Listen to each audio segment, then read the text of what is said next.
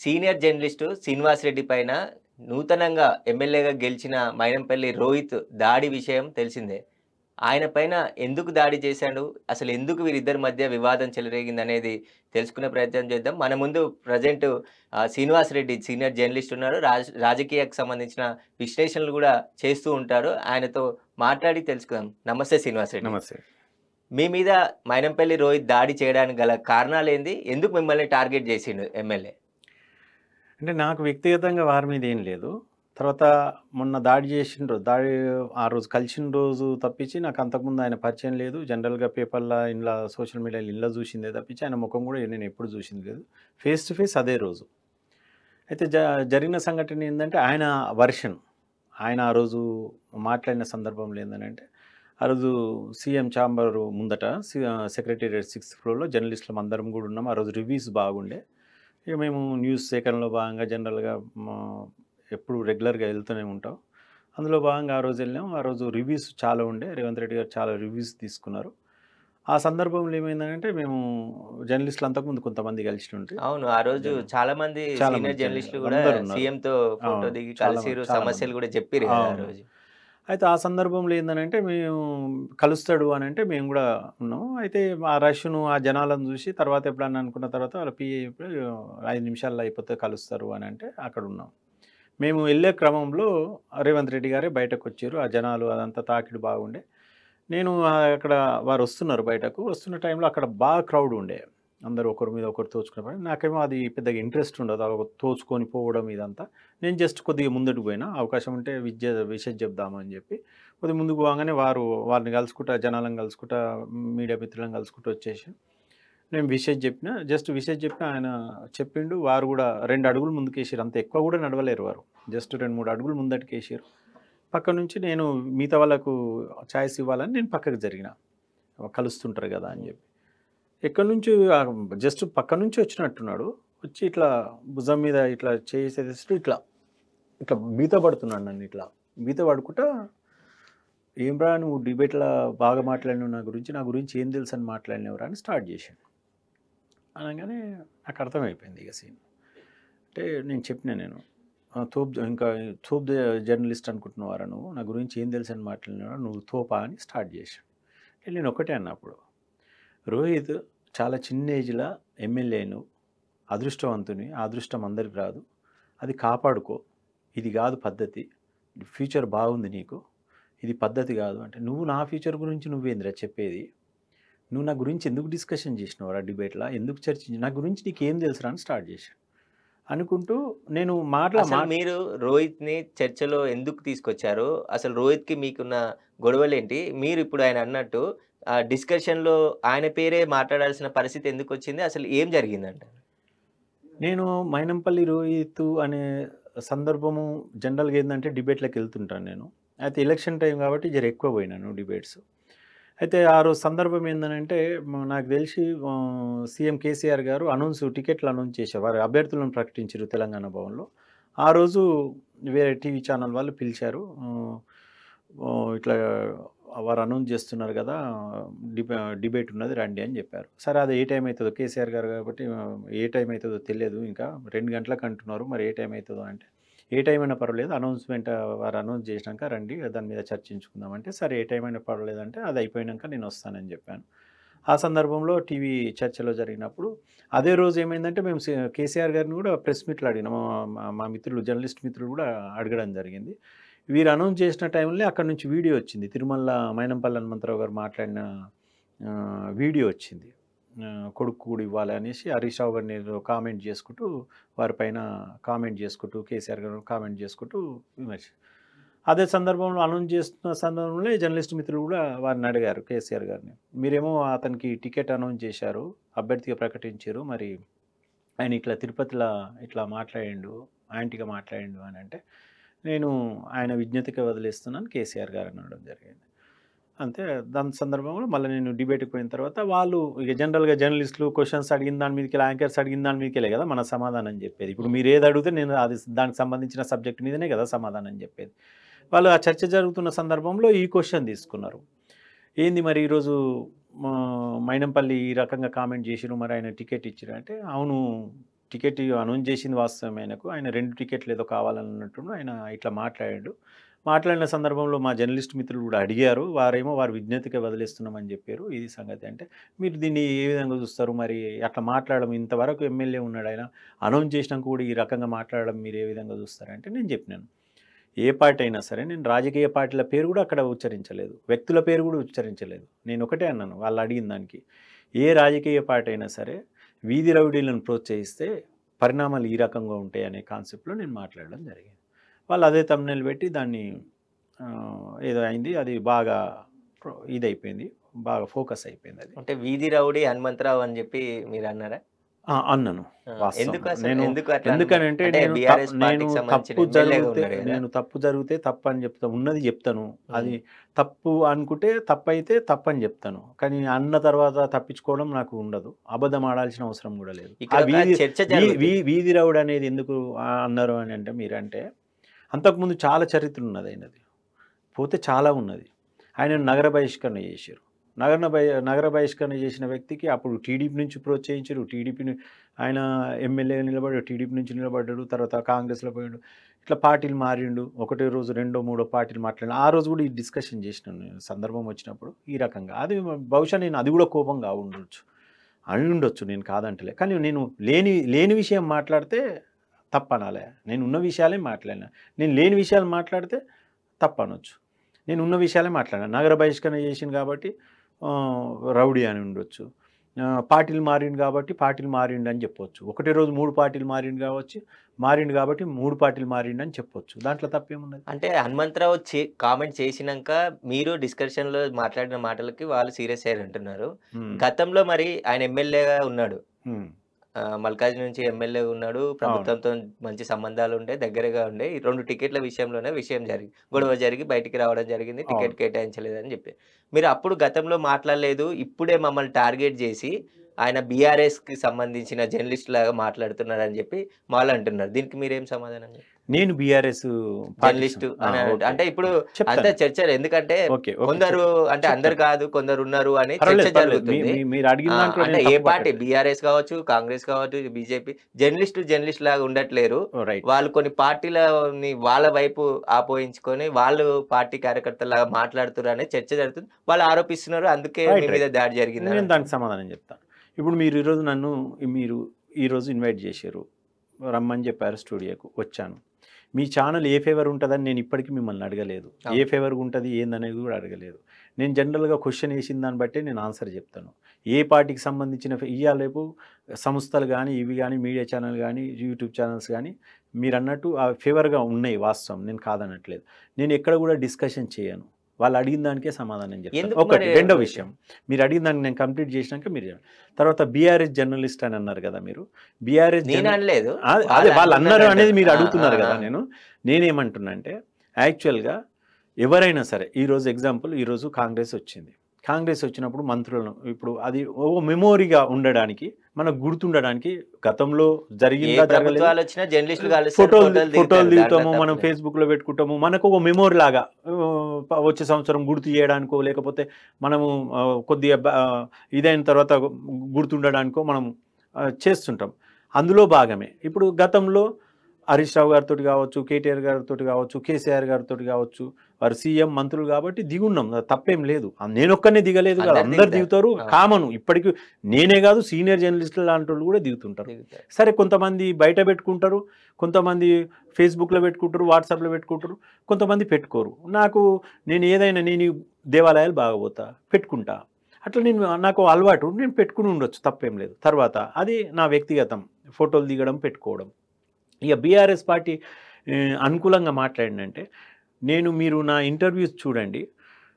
తర్వాత జర్నలిస్టుకు సంబంధించిన మేము ఎల్పీలో కూర్చున్నప్పుడు టీఆర్ఎస్ ఎల్పీలో కూర్చున్నా ఏదో మేము డిస్కషన్ చేస్తుంటాం. ఆ డిస్కషన్ చేసిన సందర్భంలో కూడా నేను డిబేట్లో డిస్కషన్ చేసిన సందర్భంలో కాన్స్టిట్యున్సీ వైజ్ డిస్కషన్ చేశారు. ఎగ్జాంపుల్ చెప్తున్నాను, నేను చాలా కాన్స్టిట్యున్సీ లేదు, నాకు అవగాహన ఉండి నేను గ్రౌండ్ లెవెల్ తిరుగుతూనే మాట్లాడతాను. లేకపోతే మైనంపల్లి రోహిత్ ఓడిపోతాడు, హనుమంతరావు ఓడిపోతాడు అని సర్వేల ఆధారం కాదు, నేనే సర్వే చేస్తాను.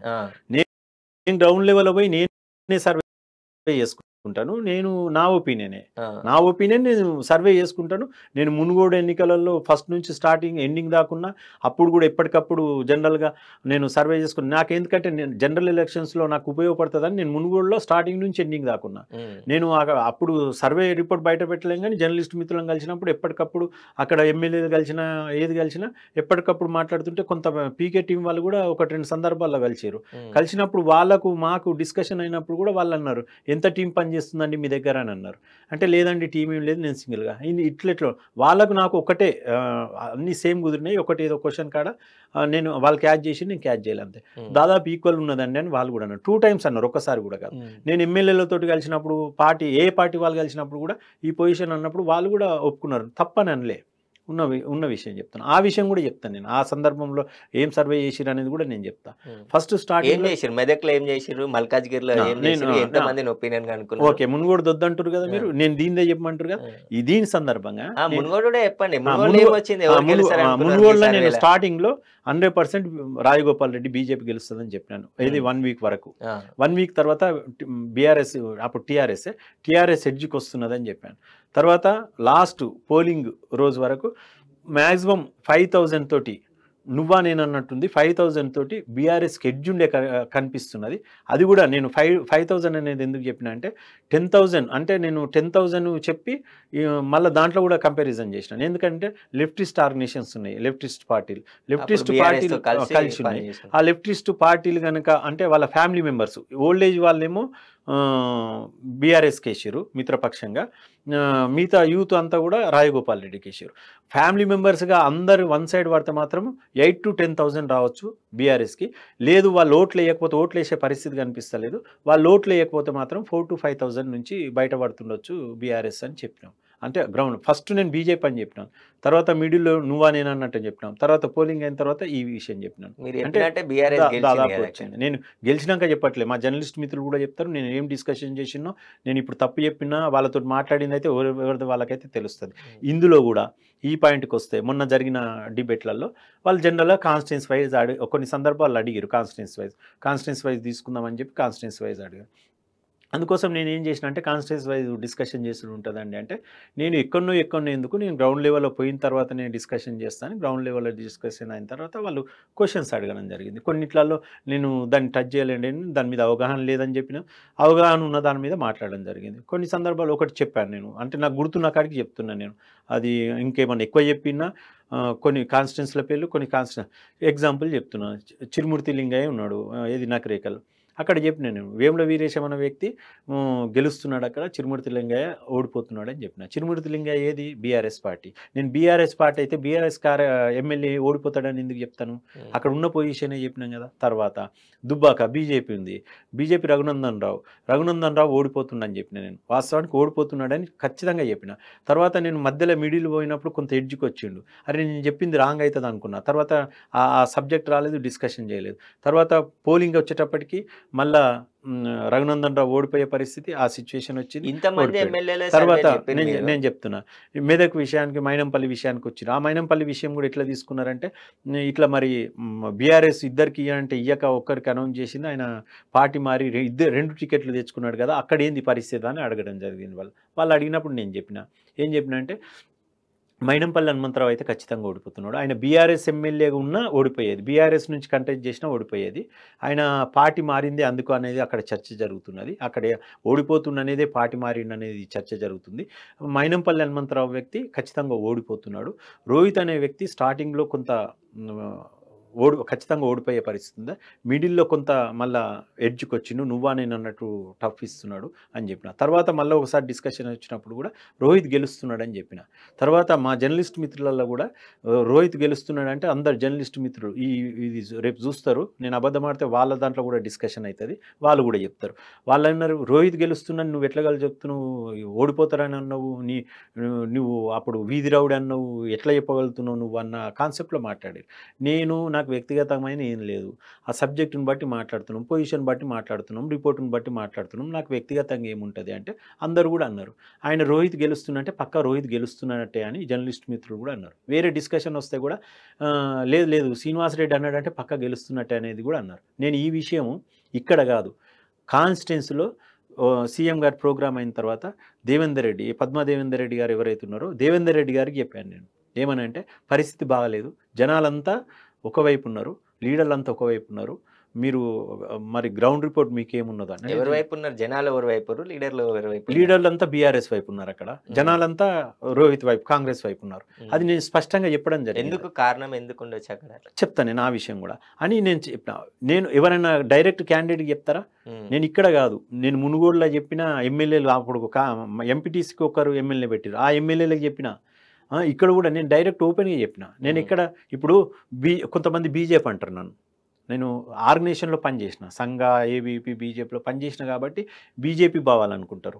నేను బీజేపీ, నా వాస్తవానికి ఆర్గనైజేషన్ బీజేపీ, ఏబీపీ, ఆర్ఎస్ఎస్కి సంబంధించిన సంస్థలున్నాయి, నేను అందులోనే పనిచేసిన, కాదంటలే. కానీ నేను ఒక వృత్తిలో ఉన్నా. ఇప్పుడు నేను అందులో పనిచేయాలనుకున్నప్పుడు నేను ఈ వృత్తిని వదులుకొని అందులోకి పోవాలా, భావాలు అవే. కానీ నేను జర్నలిజం వృత్తిలో ఉన్నా కాబట్టి నేను జర్నలిజం వృత్తికి న్యాయం చేయాలి, కాబట్టి నేను దాన్ని చేర్చకూడదు, కాబట్టి నేను అట్లా లేను. తర్వాత నేను బీజేపీ ఫేవర్ అయితే నేను రఘునందన్ రావు ఓడిపోతాడని ఎందుకు చెప్తా? రఘునందన్ రావుకు నేను శత్రువునే కదా, ఇంత ఓపెన్గా చెప్పిండు అనేది ఆయన నిజం చెప్పారేమో అక్కడ. నిజమే, నేను అదే ఎక్కడైనా నిజమే చెప్పిన. మీరు అన్నారు కాబట్టి చెప్తున్నా, మీరు బీఆర్ఎస్ కార్యక్రమం నాకు అనలేదు, వాళ్ళు అంటున్నారు. నా పరిస్థితి ఎందుకు టార్గెట్ చేశారు? నా పరిస్థితి చెప్పాను, నేను ఒక విషయం చెప్పాను. నేను అప్పుడు చాలా అన్ని కవర్ చేస్తుంటే ఇట్లాంటి పరిస్థితి వస్తుందని చెప్పి నేను కొంత లిమిటెడ్ పెట్టుకున్నా. నేను కూడా తిరగడం చేయడం కొంత లిమిటెడ్ పెట్టేసి ఓన్లీ ఎల్పీ వరకే పెట్టుకున్నా. ఎల్పీ లేనిది తెలుసా పరిస్థితి ఏంటంటే, బీజేపీ ఫేవర్గా మాట్లాడితే ఈయన బీజేపీ అందరు, బీఆర్ఎస్ ఫేవర్గా మాట్లాడితే ఈయన బీఆర్ఎస్ అందరు. ఇట్లాంటి సిచ్యువేషన్ ఏం చేస్తాం? వృత్తిలో అట్లా తయారైనాక మొత్తం నేను చాలా మటుకు మెదక్ జిల్లా చాలా మటుకు తిరిగినాను, మహబూబ్ నగర్ తిరిగినాను, మ్యాక్సిమం కాన్స్టిట్యున్సీలు, కొంత నల్గొండ వైపు తిరిగినాను. మీరు 4 జిల్లాల వరకు తిరిగిన అంటున్నారు. 3 జిల్లాలు, 2 జిల్లాలు బాగా తిరిగినాను, నల్గొండ కొంత తక్కువ తిరిగినాను. కొన్ని జిల్లాలనేమో సర్కిల్ రిపోర్టర్స్ పరిచయాలు ఉంటాయి కదా, వాళ్ళ మీదకి వెళ్ళి ఫోన్లా కలవడము, ఫోన్లా నిజామాబాదు, ఆదిలాబాదు, ఇటు కరీంనగర్, ఖమ్మం లాంటి ప్లేసెస్లో నేను ఫోన్ల ద్వారా తెలుసుకున్నాను. ఇప్పుడు మీరు ఇన్ని జిల్లాలు తిరిగారు, ఇంతమంది గెలుస్తారు ఓడిపోతారు అని చెప్పారు, కానీ మైనంపల్లి మిమ్మల్ని టార్గెట్ చేసి కొట్టే అంత పరిస్థితి ఎందుకు వచ్చింది అనుకుంటారు అసలు మీరు? మీకు ఆయనకు మధ్య మన ఇంతకు ముందు డిస్కషన్ జరిగిందా? మీరు బెదిరింపు కాల్స్ కూడా వచ్చినాయి నాకు డిస్కషన్ల తర్వాత అంటున్నారు. లేదు, బెదిరింపు కాల్స్ నాకు ఎప్పుడు రాలేదు. డిస్కషన్ తర్వాత నాకు మా వెల్ విషర్స్ ఎవరైతే ఉంటారో ఆయన యాటిట్యూడ్ చూసిన వాళ్ళు, నాకు అంత సర్కిల్ ఎక్కువ, నాకు చాలా సర్కిల్, మెదక్ జిల్లాతో ఇంకా ఎక్కువ సర్కిల్, మెదక్ జిల్లా అంతా నన్ను మ్యాక్సిమం గుర్తుపడతారు. అంటే నేను స్టూడెంట్ ఆర్గనైజేషన్ నుంచి ఉన్న ఫీల్డ్ నుంచి నా ఏజ్ వాళ్ళు, నాకన్నా ఒక 3-4 ఇయర్స్ జూనియర్స్, 3-4 ఇయర్స్ సీనియర్స్ చాలా మటుకు గుర్తుపడతారు. ఆ సందర్భంలో నన్ను అక్కడ ఎక్కువ గుర్తుపడతారు కాబట్టి వాళ్ళు ఎందుకు అక్కడ ఆయన ఎమ్మెల్యే చేసిండు, 2 times ఎమ్మెల్యే చేసిండు, ఒకసారి బై ఎలక్షన్లో, ఒకసారి జనరల్ ఎలక్షన్లో ఆయన ఎమ్మెల్యే చేసిండు. ఆయన యాటిట్యూడ్ తెలుసు. మల్కాజిగిరి ప్రాంతంలో నేను ఉండేది ఓల్డ్ బోయినపల్లిలో, అక్కడ వాళ్ళు ఫోన్ చేశారు, ఆయన విషయం అంతా తెలుసు, అందరికి తెలుసు కదా ఆయన విషయం. జనరల్ ఆయన మంచి వ్యక్తి కాదు, పోయి ఆయనతోటి ఎందుకు పెట్టుకుంటున్నావు, నీ పరిస్థితే బాగలేదు, ఎందుకు అవన్నీ నీకు, ఆయన సంగతి తెలిసినాక నువ్వు ఎందుకు ఇది అవుతున్నావు అని చెప్పి ఫోన్ చేశారు, వెల్ విషర్స్ ఫోన్ చేశారు. నేను చెప్పిన అట్లాంటిది ఏం లేదు, డిబేట్ లాగా చూడాలి, కానీ అట్లా ఏమన్నా మళ్ళీ నన్నే అడిగిరు, ఏమన్నా ఉన్నాడా, ఏమైనా ఫోన్స్ వచ్చినాయా, నీకేమైనా బెదిరింపులు వచ్చినాయంటే అట్లాంటిది ఏం లేదు, అట్లాంటిది జరగకపోవచ్చు, జరగకుండవచ్చు, ఎప్పుడు ఒకే రకంగా ఉంటారని మనం చెప్పలేం కదా. ఆయన ఇప్పుడు పాలిటిక్స్లో ఉన్నాడు, పొలిటీషియన్ కాబట్టి జరగకపోవచ్చు అని నేను అట్లా చెప్పిన సందర్భాలు కూడా ఉన్నాయి. అంటే మొన్న సీఎం క్యాంప్ ఆఫీస్ కాదు, సెక్రటేరియట్లో మీ మీద దాడి జరిగినప్పుడు చాలా మంది జర్నలిస్టులు ఉన్నారు అక్కడ. మిమ్మల్ని పర్టికులర్ గా వచ్చి ఆయన పట్టుకొని దాడి చేసిందంటే మిమ్మల్ని చాలా రోజుల నుంచి ఫాలో అవుతుందా, లేదంటే మిమ్మల్ని ఇంతకు ముందు మాట్లాడడం ఏమైనా జరిగిందా? అసలు మిమ్మల్ని టార్గెట్ చేసి కొట్టడం ఎందుకు జరిగింది? మిమ్మల్ని చంపేస్తాను నేను ఎప్పటికైనా అని మీరు చెప్తున్నారు. ఎందుకు అంత ఆనం కోపం ఎందుకు? ఓన్లీ ఈ డిబేట్ల ద్వారానే అంత కోపం ఎందుకు వచ్చింది అనుకుంటున్నారు మీరు? నేనైతే డిబేట్ల ద్వారానే వచ్చింది, ఎందుకంటే డిబేట్ల ద్వారానే వచ్చిందని నేను అనుకుంటున్నాను. తర్వాత ఏంటంటే అంటే ఆయన అన్నాడు కదా ఆ మాట, ఆయన ఫస్ట్ తీసుకోవడమే, ఏమ్రా నువ్వేమన్నా తోపా, నా గురించి తెలుసుకోకుండా మాట్లాడతావా, నా గురించి ఏం తెలుసు అని మాట్లాడినవరా, నువ్వు డిబేట్లో ఏం మాట్లాడినవరా అని స్టార్ట్ చేసింది కదా. స్టార్ట్ చేయడం అట్లా మళ్ళీ తోపు జర్నలిస్ట్ అని పదం కూడా వాడింది కదా. అందుకోసం అంటున్నాను నేను, డిబేట్లో అని కానీ ఇంకా దానికన్నా ఎక్కువ ఏముంటుంది, డిబేట్లో మాట్లాడిన దాని మీదకి వెళ్ళి ఆయన టార్గెట్ చేసిండేమని నేను అనుకుంటున్నాను. ఎలక్షన్లో భాగంగా అందరూ ఎనాలిసిస్ చేస్తుంటారు, అందులో భాగంగా మీరు చేసారు. కానీ చాలా మంది కూడా చెప్పుంటారు మైనంపల్లి భాష మీద ఆయన ఆయనకు వ్యతిరేకంగా చాలా మంది కూడా మాట్లాడి ఉంటారు. అవును. వాళ్ళందరిని వదిలిపెట్టి మిమ్మల్నే టార్గెట్ చేయడానికి కారణం ఏంటి అని అడుగుతున్నాను. నాకు తెలియదు కదా! ఎవరెవరు ఒకటి ఇంకో విషయం కూడా చెప్తున్నా. హ్మ్. ఎవరన్నా మాట్లాడినట్టుంటే వాళ్ళని టార్గెట్ చేశారు. మాట్లాడిన సందర్భాలు కూడా లేవు కదా! హ్మ్. నేను చూసిన కాడికైతే ఎవరన్నా మాట్లాడిర్రా? మాట్లాడిర్రా అట్లా మైనంపల్లి మీద మాట్లాడిర్రా? హ్మ్. మాట్లాడలేరు. ఎవరు మాట్లాడలేరు. మాట్లాడినట్టుంటే వాళ్ళకి కూడా వచ్చినేమో. మైనంపల్లి మీద మాట్లాడిన వాళ్ళు లేరు. హ్మ్. భయపడి ఉండొచ్చు. నేనున్నది ఓపెన్‌గా మాట్లాడి ఉండొచ్చు. అంటే నేను ఎందుకు చెప్తున్నా అంటే, ఇప్పుడు ఎగ్జాంపుల్ చెప్తున్నా. నేను ఈ విషయం గూడా నేను ఇవన్నీ ఎందుకు చెప్పినా అంటే, ఎగ్జాంపుల్ చెప్తున్నా. ఫోటోల సందర్భం గూడా నేను ఎందుకు తీసుకొచ్చినా అంటే, సోషల్ మీడియాలో కొన్ని మెదక్ జిల్లా ప్రాంతంలో, మెదక్‌లో కొన్ని ప్రాంతాలలో సోషల్ మీడియాలో ఫ ఎవరు పెడుతుర్రో తెలియదు. నేను కేసీఆర్ తోటి దిగిన ఫోటోలు, కేటీఆర్ తోటి దిగిన ఫోటోలు, హరీష్ రావు గారితోటి దిగిన ఫోటోలు, వీళ్ళందరితోటి దిగిన ఫోటోలు పెట్టుకుంటా ఇగో ఈయన బీఆర్ఎస్ యాటిట్యూడ్, బీఆర్ఎస్ కార్యకర్త అని చెప్పుకుంటూ ఈయన గవర్నమెంట్‌ని బదనాం చేయడానికి నాకేం సంబంధం ఉంటది చెప్పు. హ్మ్. ఇప్పుడు బీఆర్ఎస్‌ను ప్రజలు తిరస్కరించారు. నిన్న వీళ్ళొచ్చి వారం 10 రోజులు కూడా కాలేదు అవును. కాంగ్రెస్. అవును. వాళ్ళంతా రివ్యూలు అంతా సెటరేట్ చేసుకునే దాంట్లో ఉన్నారు. నేను గవర్నమెంట్‌ని బదనాం చేయడానికి నాకేం ఇది ఉంటది. వాళ్ళ యాటిట్యూడ్ చూసి వాళ్ళంతా అంటే చూసి ఇదే మంచి చర్చ చెడు జరుగుతుంది. ఇప్పుడు ఉన్న విషయంలో గూడా సెక్రటేరియట్‌లో దాడి గూడా ఒక బదలాం జేయడానికి కార్యక్రమం పెట్టుకున్నాడు శ్రీనివాస్ రెడ్డి అని అంటే మీరేమంటారు? నేను ఒకటే చెప్పదలుచుకున్నాను. ఎవరికైనా ఆత్మసాక్షి ఉంటది. నేను చెప్తున్నాను. నేను దేవుడిని నమ్ముతా. ఎవరు నమ్మినా నమ్మకపోయినా నాకు అవసరం లేదు. నమ్ముతారా నమ్మరా తెలియదు. నేను దేవాలయాలు తిరుగుతా. నేను దేవుడిని నమ్ముతా. నేను తప్పు చేసినట్టుంటే మీరేమని అనుకోవచ్చు. చిన్నోడు కావచ్చు, పెద్దోడు కావచ్చు. నేను మనిషినే. తప్పు జరిగితే బరాబర్ ఒప్పుకుంటా నేను. నా హ్మ్. వైపున తెలవక జరిగింది. తెలిసి చెయ్య. మాక్సిమం తెలిసి చెయ్య. తెలవక జరిగితే నిన్న ఫిర్యాదు జేసిర్రా? నేను తప్పు ఒప్పుకుంటా. దీని మీద ఈ తెలవక ఘటన జరిగింది. మీద నాది పొరపాటే జరిగిందని ఒప్పుకుంటా. కానీ నేను ఇక్కడ పొరపాటు ఎక్కడ చేసినా చెప్పండి మీరు? మీరు ఆయననే వచ్చి దాడి జేసిర్రంటున్నారు. అవును. మీరు దీని మీద ఫిర్యాదు జేసిర్రా పోలీసులకి దాడి విషయంపై? నేను యాక్చువల్ అదే రోజు నైటు జర్నలిస్ట్ మిత్రులందరూ బయటకొచ్చిన తర్వాత జర్నలిస్ట్ మిత్రులంతా కూడా ఉన్నప్పుడు నేను పోలీస్ కంప్లెయింట్ ఇద్దామని చెప్పాను. అందులో కొంతమంది ఏందనంటే ఒక్కొక్కరు ఇక భయపడతారు సిచ్యువేషన్ వాళ్ళ ఉద్యోగాలు ఎన్నెన్నో రీజన్స్ ఉంటాయి. చాలా మటుకు వద్దు ఎందుకు ఆయన కేసీఆర్ సీఎం ఉన్నప్పుడే కేసీఆర్‌ను, హరీష్ రావును, కేటీఆర్‌ను పిచ్చి పిచ్చిగా తిట్టిర్రు. వాళ్ళే ఏం చేయలేరు. మనం ఏం చేస్తాం? మనం ఎంతటోళ్ళము. మనం ముల్లులాంటోళ్ళము, ఆకులాంటోళ్ళము. మనకే ఇదైతది. మీరు అర్థం చేసుకోండి అనేసరికి మిగతా ఎవరైతే కొంతమంది లేదు కంప్లెయింట్ ఇయ్యాలే. ఇంతమంది వందల మంది పోలీసోళ్ళ ముందట సెక్రటేరియట్‌నే ఈ రకంగా జరిగింది. సీసీ రేపు ఫుటేజ్ ఇంకా గూడా ఉంటది గదా! ఉంటది. సీసీ ఖచ్చితంగా కెమెరాలున్నాయి. ఉంటది. మీరు అడగలేదా మరి? మీ నేను అదే మీద దాడి ఇప్పుడు నేను చెప్తాను. ఎమ్మెల్యే స్థాయి వ్యక్తి వచ్చి మిమ్మల్ని చంపేస్తా అని చెప్తే నేను చెప్తాను. నేను వస్తున్నాను. పాయింట్‌కొస్తున్నాను. అయితే పైనయింది, కింద అయింది, మళ్ళా దారిలో అయింది. 3 చోట్ల జరిగింది ఇది. నేనేమనుకున్నా అంటే పోలీస్ కంప్లెయింట్ ఇద్దామని అంటే వాళ్ళు వద్దన్నారు కాబట్టి నేను కూడా సరే నేను ఎట్లా సింగిల్‌గా ఫేస్ చేసుకోవాలి నేనే ఫేస్ చేసుకుంటా. ఎవరి సపోర్ట్ అవసరం లేదు. నేనే ఫేస్ చేసుకుంటా అని చెప్పి. ఎందుకంటే వాళ్ళ భయం కూడా నాకు అర్థమైంది. ఉద్యోగ భద్రత ఒకటి ఉంటది. తర్వాత ఇప్పుడు ఈ రకంగా జరిగింది మనలాంటివి వాళ్ళకు ఎన్ని ఉంటాయి?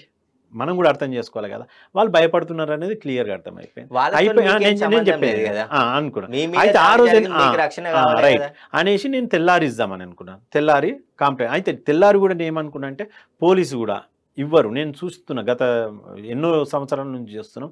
పోలీస్ ఎంత చెప్పినా అధికార పక్షం ఉంటది. అది బీఆర్ఎస్ ఉండని, బీజేపీ ఉండని, ఏదన్నా ఉండని కొంత ఫేవర్‌గా ఉంటది. వాళ్ళకుండే పరిస్థితులు వాళ్ళకు అనుకోవచ్చు మనం.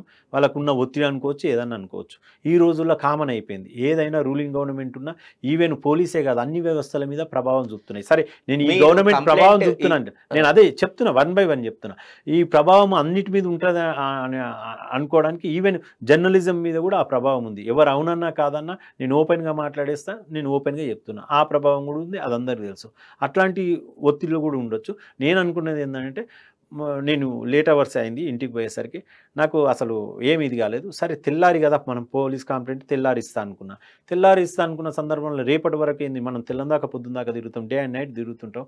అంతా సెక్రటేరియట్‌లోనే వందల మంది ముందటనే ఈ రకంగా జరిగిందనేసి నేను రేపటి వరకైనా నాకు సెక్యూర్ ఉండాలని నేను ఫేస్‌బుక్‌లో పెట్టుకున్నాను. ఈ రకంగా జరిగింది అనేది అట్లా పెట్టుకున్నాను. పెట్టుకున్న తర్వాత మార్నింగ్ నేను ఆ రోజు 2 అయింది పడుకునేసరికి. ఆ రోజు కూడా ఫోన్‌లొచ్చినాయి. అది చూసినాక కూడా. పడుకోవడం 2 మళ్ళా మార్నింగ్ 5:00 నుంచి ఫోన్‌లొస్తే కూడా కంటిన్యూగా అటెండ్ చేసిన.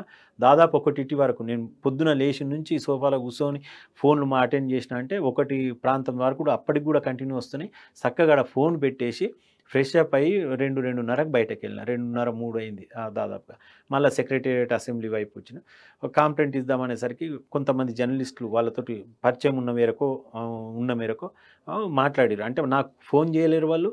నన్ను పరామర్శించ కూడా పరామర్శించలేరు. ఉన్న అభిప్రాయం వాళ్ళు వెలిపించడానికి వాళ్ళ ప్రయత్నం వాళ్ళు చేశారు. అది పద్ధతి కాదు కదా అనేది ఆయనతోటి మాట్లాడారు. మాట్లాడితే ఆయన వాళ్ళతోటి కూడా అదే రిపీట్ చేసిండంట. నేను వాడిని వదిలిపెట్టా, వాడిని ఇడిచిపెట్టా అని. మరి ఇప్పటికి అయితే కంప్లైంట్ చేయలేదు మరి? ఇస్తా చెప్తున్నా. అనంగానే నేను ఆ రోజు ఇంకా ఫిక్స్ అయిపోయినా. సరే నాకు కొంత ఉండే, సరే పిల్లగాడు చిన్న ఏజు, పిల్లగాడు తొందరపాటు ఉండొచ్చు అనేసి నేను కొంత ఆ రోజు నా విషయం తెల్లారి ఉండదు కదా, తెల్లారి కొంత ఆలోచించిన, చూద్దాంలే అనేసి ఆలోచించిన. నేను ఎప్పుడైతే మళ్ళీ సెక్రటేరియట్కి పోయి జర్నలిస్టులు మళ్ళీ మాట్లాడిన సందర్భంలో వినేటట్లేడు, ఇడువ అంటున్నాడు అనేసరికి నేను కంప్లైంట్ ఇద్దామని ఫిక్స్ అయినా. అవి అందరూ ఆడ కూడా అందరూ మాట్లాడడం చేయడం ఆడ లేట్ అవర్స్ అయిపోయింది. లేట్ అవర్స్ అయితే నైట్ అయిపోయింది. సరే నేను ఇక తెల్లారి ఇద్దామని చెప్పి తెల్లారిపోయినా. తెల్లారి కూడా కంటిన్యూగా ఫోన్లు నిన్న ఫోన్లు అది కూడా 12-1 అయింది. అప్పుడు నేను వచ్చి సెక్రటేరియట్ వైపు వచ్చి సైఫాబాద్ పోలీస్ స్టేషన్కి పోయి కంప్లైంట్ ఇద్దామని పోతే అక్కడ మేడం ఉన్నది. మేడం పేరు చెప్పమంటే చెప్తాను, లేకపోతే పర్లేదు ఏం కాదు. ఎస్ఐ అనుకుంటా మాధవి మేడం ఉండే. చెప్పాను ఇట్లా ఏం జరిగిందంటే ఇట్లా జరిగిందంటే ఆమె కొద్దిసేపు ఆలోచించి సిఐ గారు ఉన్నారండి నేను మాట్లాడొస్తానని చెప్పి సిఐ గారి దగ్గరికి వెళ్ళింది. సిఐ గారు కొద్దిసేపటికి ఆయనకు వచ్చింది. సిఐ గారు రమ్మంటున్నారండి మీరుతో మాట్లాడతారట అంటే సిఐ గారి దగ్గరికి వెళ్ళినా. ఆయన లక్ష్మీకాంత్ రెడ్డి ఏదో ఉన్నాడు, అక్కడికి వెళ్ళినా. కూర్చున్న తర్వాత ఆయన డీటెయిల్స్ అడిగాడు. దాదాపు హాఫ్ అన్ అవర్ డిస్కషన్ అయింది. డీటెయిల్స్ అంటే ఆయనకు ఫోన్ రావడము, ఆయన డ్యూటీలో వీళ్ళు రావడం, అదంతా కలిపి ఒక హాఫ్ అన్ అవర్ దాకా అయింది దాదాపుగా. నేను చెప్పిన ఇట్లా జరిగిందని. ఆయన నంబర్ ఉంటే ఇవ్వమని ఆయన అడిగాడు. నేను ఆయన నంబర్ నా దగ్గర ఎందుకు ఉంటుందని, లేదు కొద్ది రోజులైనా ఉంటుండొచ్చు, ఎమ్మెల్యే లిస్టులు అవన్నీ మేము సెక్రటేరియట్ సీఎంఓ చూస్తుంటాము, అసెంబ్లీ చూస్తుంటాం కాబట్టి నంబర్స్ వస్తాయి తర్వాత, కానీ ఇప్పుడు కొత్త కదా నా దగ్గరనైతే లేదండి అని నేను చెప్పినాను. కూర్చున్నాడు. తర్వాత ఇక డిస్కషన్ చేయలేడు. చాలాసేపు కూర్చున్నాం. లేచి వెళ్ళిపోయాడు ఆయన, సిఐ లేచి వెళ్ళిపోయాడు. నేను వస్తాడేమో అనేసి నేను కూర్చున్నా. దాదాపు 1 అవర్ కూర్చున్నా. రాయలేదు 1 అవర్ కూర్చున్నా.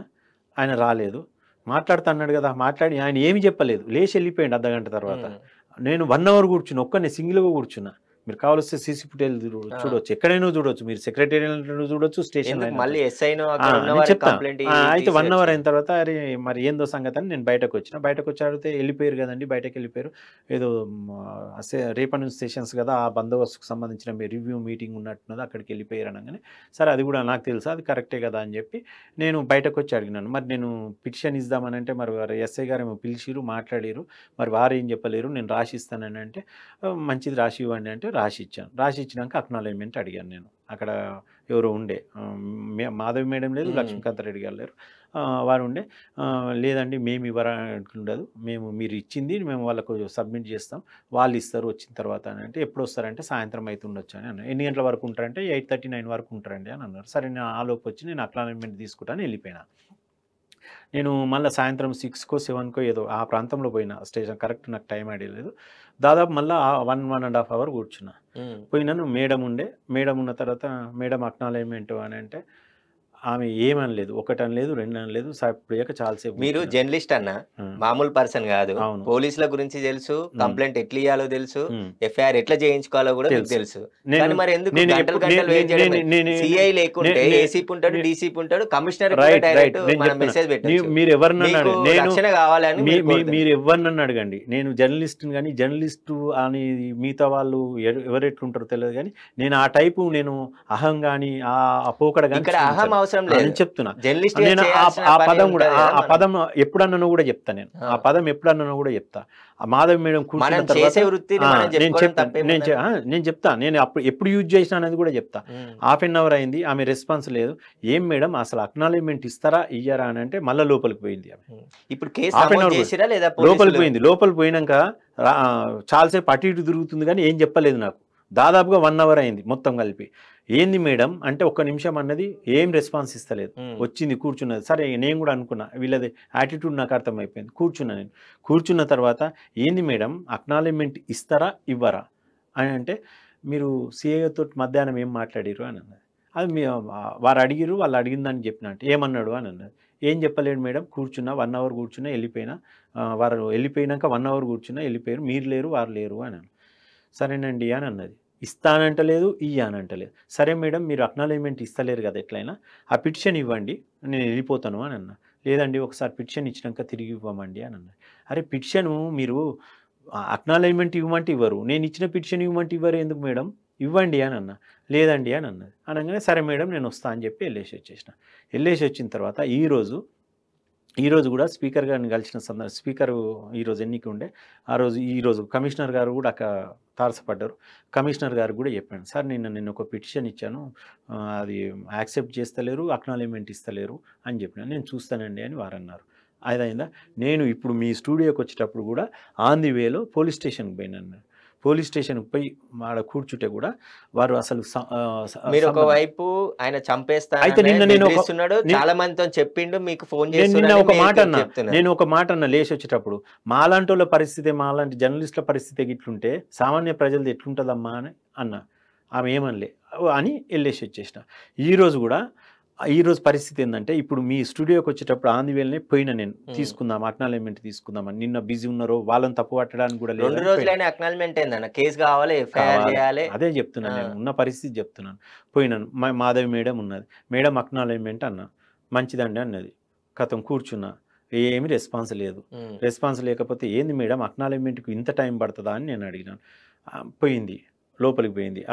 నేను ఇచ్చిన పిటిషన్ కాపీ తీసుకుని, నిన్నటిది ఉన్నది కదా తీసుకున్నది, పోయినాక మళ్ళీ వచ్చింది.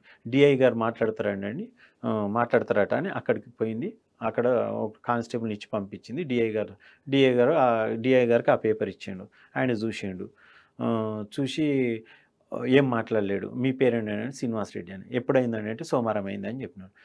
కూర్చోండి అని అన్నాడు, అంతే. ఆయన రెస్పాన్స్ ఏం లేదు. కొద్దిసేపు అక్కడ జర్నలిస్ట్ సంఘాలు మీతో కలిసి రావట్లేదు. చెప్తా, ఇది అయిపోయినాక చెప్తా. ఇప్పుడు ఇది 2 నిమిషాలు కంప్లీట్ అయిపోతుంది. కూర్చున్నా. ఏమన్నారు, కొద్దిసేపు అయినాక మీరు అక్కడ వెయిట్ చేయండి అని అన్నాడు. మళ్ళీ వచ్చి మాధవి మేడం దగ్గర కూర్చున్నా. ఏం రెస్పాన్స్ లేదు. ఏంది మేడం ఇది పరిస్థితి, అక్నాలజ్మెంట్ ఇస్తారా ఇయ్యారా అని. మళ్ళీ పోయింది, వచ్చింది, కూర్చుంది, ఏం మాట్లాడతలేదు. నేను ఏమైందమ్మా అక్నాలజ్మెంట్ అని అన్నా. ఏ సపోర్ట్ చేస్తలేదు. మంచిదమ్మా కలుస్తా అని వెళ్ళేసి వచ్చేసిన. ఇది పరిస్థితి. మరి ఎట్లా మీ ఫర్దర్ ఉంటుంది కదా, ఉంటాయి కదా. జర్నలిస్ట్ సంఘాలు మీతో లేవా? ఇప్పుడు జర్నలిస్ట్ సంఘాల విషయానికి వచ్చేసరికి, జర్నలిస్ట్ సంఘాలు నాయకులు అందరూ ఈరోజు కలిసిరు, అసెంబ్లీలో కలిసిరు. నిన్న మొన్న కొంతమంది ఫోన్ చేశారు. వాళ్ళు అన్న సందర్భం నాకు వాళ్ళు డైరెక్ట్ తెలుసుకున్నారు. ఏం చేయాలనేది వాళ్ళ నిర్ణయం. నేనైతే ఏం చేయలేని పరిస్థితి. ఇంకోటి, జర్నలిస్ట్ సంఘాలు కాదు, నేను అంటున్నది కాదు, సోషల్ మీడియాలో ఫోన్లు చేసిన వాళ్ళు ప్రతి ఒక్కరు అన్నారు. నేనేమంటా అంటే, పత్రికలు కానీ ఛానల్స్ కానీ, నేను ఒకటి ఈ వేదిక ద్వారా నేను అడగదలుచుకున్నాను. ఇదంతా సోషల్ మీడియా ద్వారా అయిందే తప్పించి, ఇప్పుడు అంటే పత్రికలు ఇవన్నీ మెయిన్ మీడియా ఇది లేనప్పుడు ఏంది పరిస్థితి అనేది ఒకటి ఆలోచించాలి. సెక్రటేరియట్లో కానీ అసెంబ్లీలో కానీ చిన్న ఇటుక పడితే పెద్ద వార్త అవుతుంది, చిన్నగా చెట్టు కొమ్ము ఇరిగితే పెద్ద వార్త అవుతుంది. అటువంటి 9 గంటల దాకా 10 గంటల దాకా సీఎం గారు ఉంటే, సీఎం గారు వెళ్ళిపోయేదాకా ఛానల్స్ ఉంటాయి, రిపోర్టర్స్ ఉంటారు. ఆ రోజు అందరు రిపోర్టర్స్ ఉన్నారు, జర్నలిస్ట్ అందరు ఉన్నారు. 10-15 మంది. సీఎం ముందనలే, సీఎం గారు జస్ట్ కలిసిరు, వారు 2-3 అడుగులు ముందటికి వేసిన తర్వాత ఇదంతా జరిగిందని చెప్తున్నాను నేను. అయితే ఇదంతా వార్త. సరే, నేను ఒకటి అడగదలుచుకున్నాను. శ్రీనివాస్ రెడ్డి అనే వ్యక్తి పైన దాడి జరిగిందంటే, శ్రీనివాస్ రెడ్డి ఫేమ్ అవుతాడో, అంటే మీన్స్ ఆయన ఎక్కువ ఇదవుతాడేమో, హైలైట్ అవుతాడేమో అనే ఆలోచన జర్నలిస్టులకు కనుకుంటే, ఒక జర్నలిస్ట్ అని పేరు పెట్టకుండా జర్నలిస్ట్ అని వార్తలు రాయొచ్చు, స్క్రోలింగ్స్ ఇవ్వచ్చు. సీఎం దగ్గర జరిగింది కదా, అయిందా? సీఎం దగ్గర మీన్స్ సెక్రటేరియట్లో అయిందా? పోనీ జర్నలిస్ట్ అంటే కూడా మనకి ఏదైనా అవుతుంది అనుకుంటే, ఒక వ్యక్తికి ఈ రకంగా జరిగింది అనేది అయితే వార్తలు అయితే రావాలి కదా, స్క్రోలింగ్స్ అయితే రావాలి కదా. ఏది రాలేదు అంటే దాన్ని బట్టి అర్థం చేసుకో, ఎక్కడ ఎంత ఎవరు ఏదానికి ఏ వ్యవస్థకు భయపడుతున్నారు, ఎవరి పరిస్థితి ఏంటి. కాంగ్రెస్ గవర్నమెంట్ కాంగ్రెస్ గవర్నమెంట్ అనట్లేదు. కాంగ్రెస్ గవర్నమెంట్ వచ్చి మొన్న అంతా 1 వీక్ 10 డేస్ అవుతుంది, అంతే కదా. 1 వీక్ 10 డేస్ అవుతుంది, ఇంకా వాళ్ళు సర్దుకున్నట్లనే ఉన్నారు కదా. ఎవరమైనా అంతే, ఏ పార్టీ వచ్చినా. అంటే నేను వ్యవస్థ గురించి మాట్లాడుతున్నాను, నేను పార్టీల గురించి మాట్లాడతలే, గవర్నమెంట్ల గురించి మాట్లాడతలే. అంటే గత గవర్నమెంట్లా ఈ గవర్నమెంట్లా ఉన్న ప్రభావమా ఆ రకంగా సిచ్యువేషన్ ఉన్నది. నేను ఏమంటున్నా అంటే ఒక వార్త జర్నలిస్టులకు సంబంధించిన దాడి జరిగింది, అందరూ నేను కాదు ఫోన్ చేసిన వాళ్ళు, అరే మీడియా ఉందంటున్నావు, అంత పెద్ద సెంటరు, అంత పెద్ద సచివాలయము, అంతమంది పోలీసులు, ఒక వార్త రాలేదు, ఒక స్టోరింగ్ రాలేదు అనేసి వాళ్ళు డిస్కషన్ చేస్తున్నారు. నేనేం చేయాలి దానికి? హ్మ్. జర్నలిస్ట్ సంఘాలు లేవా అంటే నేనేం చేయాలి దానికి, సంఘాలు లేవా అంటే అందరికి విషయాలు అయితే తెలుసు కదా. సంఘాల నాయకులు ఫోన్ చేసిర్రు, అరే ఒక ఫోన్ చేయలేదు అని అన్నారు. ఏం చేయాలన్నా నాకు టెన్షన్ ఉంది, ఏం చేయాలన్నా ఏంది అర్థం కావట్లేదు అని చెప్పిన నేను. హ్మ్. వాళ్ళు అడిగిన దానికి మాత్రం చెప్పిన. కొంతమంది ఈరోజు డైరెక్ట్ కలిసిరు, ఏమైంది అసలు అని జర్నలిస్ట్ సంఘాల నాయకులు అందరూ మ్యాక్సిమం దాదాపు అన్ని యూనియన్స్ అందరు కలిసిరు, జరిగింది గీదన్నా అని చెప్పిన. మేము ఉన్నాం మీ ఎంబడి అని అన్నారు. మీరు అంతే. కరోనా టైంలో గూడా ఒక వీడియో రిలీజ్ జేసిర్రు. అవును. మీరు ఆపదలో ఉన్నాను, హరీష్ అన్న కాపాడండి, నన్ను వేరే హాస్పిటల్‌కి షిఫ్ట్ చేయండి, ఇక్కడుంటే ఇబ్బందులు ఎదురయ్యే అవకాశం. ఆ అవును. వీడియో గూడా అప్పుడు వైరల్‌గా మారింది. ఎప్పుడు అ వైరల్‌గా మరి? అప్పుడు. అవును. అవును. ఆ! అవును. ఓకే. అప్ అప్ కరోనా ఆ! టైంలో. అవును. అసలు అంటే అప్పుడు ఎందుకు అట్లాంటి వీడియో జేయాల్సొచ్చింది? అంటే మీకక్కడ వైద్య సదుపాయాలు అందకనా? లేకుంటే ఏం జరిగింది అప్పుడు? అప్పుడు నాకు సింప్టమ్స్ రావంగానే నేను ఫ్రెండ్‌కి ఫోన్ చేసిన. ఫ్రెండ్‌కి ఫోన్ చేస్తే ఆ సింప్టమ్స్ అవే ఉన్నాయి. కొద్దిగా నువ్వు ఒక్కనివే ఉండు. నువ్వు చెప్పే సింప్టమ్స్ అన్నీ అవే అనేసరికి నేను హాల్‌లో కూర్చున్నోని చక్కగా రూమ్‌లోకెళ్ళిపోయినా. హ్మ్. ఓ 2 డేస్ రూమ్‌లోనే ఉన్నా. కొద్దిగా ప్రికాషన్స్ తీసుకుంటూ రూమ్‌లోనే ఉన్నా. కొద్దిగా ఎర్లీ ఓ 2 రోజుల తర్వాత ఫ్రెండ్ ఎందుకైనా మంచి టెస్ట్‌కి అనంటే టెస్ట్‌కి ఇచ్చొచ్చిన. ఇక్కడనే మన బల్కంపేట అక్కడ న్యాచురల్ ఏదో ఉన్నది కదా, అక్కడ ఇచ్చొచ్చిన.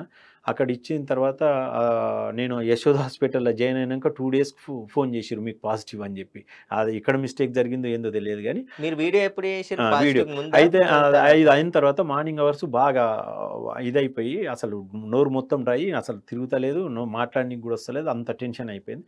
టెన్షన్ అయిపోంగానే అప్పుడున్న పీఆర్ఓకి, health minister PRO Etela Rajender గారు, పీఆర్ఓ చైతన్య గారు ఉండే. నాకు ఇక వారే గుర్తుకొచ్చిర్రు. వారికే ఫోన్ చేసిన. ఇక మెడికల్ అంటే మాకు ఎక్కువ వారే ఉంటది కాబట్టి అప్పుడు వీరు హెల్త్ మినిస్టర్ కూడా ఈటెల రాజేందర్ గారు. వారికి ఫోన్ చేస్తే వారు ఏమన్నారంటే హెల్త్ ఫైనాన్స్ ఏదున్నా వారికే ఫోన్ చేసిన. వారికి ఫోన్ చేస్తేనే ఇది చేసిర్రు. చైతన్య పీఆర్ఓగా ఉండే కాబట్టి నేను ఫోన్ చేసినాను.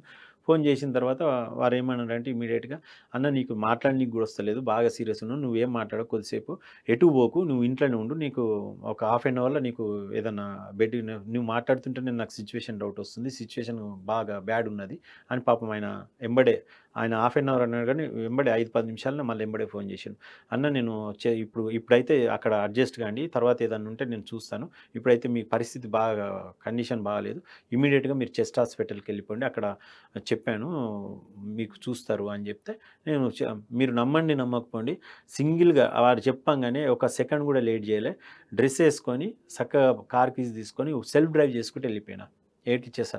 బాలనగర్ దాటినో లేదో బాలనగర్ కాడ చాలా విపరీతమైన ప్రాబ్లమ్. అసలు హాస్పిటల్‌కి కూడా చేరను అనేసి. సరే మొత్తం మీద హాస్పిటల్ వరకు రీచ్ అయినా. సెల్ఫ్ డ్రైవ్ చేసుకుంటే సింగిల్‌గానే వెళ్ళిపోయినా. హాస్పిటల్‌లో జాయిన్ అయినా. హాస్పిటల్‌లో జాయిన్ అయినప్పుడు వాళ్ళు బెడ్ ఇచ్చిర్రు. అది పెట్టిర్రు. ఆక్సిజన్‌ది పెట్టిర్రు. మెడిసిన్ ఇచ్చిర్రు. అంతే. ఇక ఏమీ పట్టించుకోలేదు. హ్మ్. పెరుగుతా ఉన్నది నాకు. నా కాన్ఫిడెన్స్ ఏందంటే హాస్పిటల్‌లో జాయిన్ అయ్యాను కాబట్టి ఏం కాదనేది ఉండే. కానీ ఎక్కువైతుంది. ఇంకా ఎక్కువైతుంది. అసలు మాట్లాడనీకి వస్తలే, ఏమొస్తలే. సిట్యుయేషను ఫ్రెండ్స్‌కి ఫోన్ చేసిన.